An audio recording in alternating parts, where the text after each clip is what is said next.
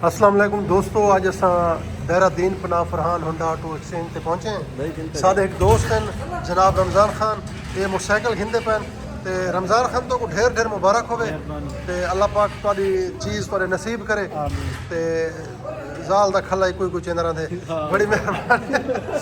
ते ये सही सारे नाल चेयरमैन साहब हैं, पैसे सारे इहे देने पैन इन्ना कि यार तो 1 रुपये ने सारे पैसे मारे ना चेयरमैन 1.5 लाख रुपया काट के दिते चा चेयरमैन साहब चाह पीसो नहीं थी मेहरबानी, बहुत शुक्रिया। ये नाल सारे नाल बिलाल गुरमानी साहब खड़े।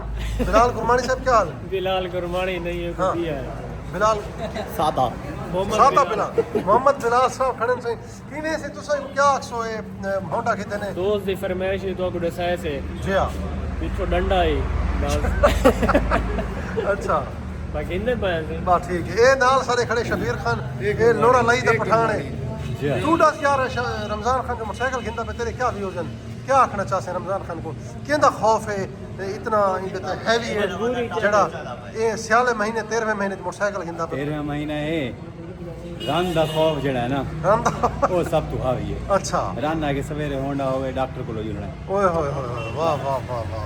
उमर खान जानी तुसा क्या आखसो ई बारे बेहतरीन अल्लाह पाक ने नसीब करे से होंडा किने है बेहतरीन सवारी है माशाल्लाह से माशाल्लाह एक थोड़े सर्दियां टप वैसे दवा चास करे से किने गाल ईद मुंह चले से हां सर्दे टाप पे नहीं बच्चा करे से गड्डी प्योर खड़ी है जी हां गड्डी यहाँ पर आप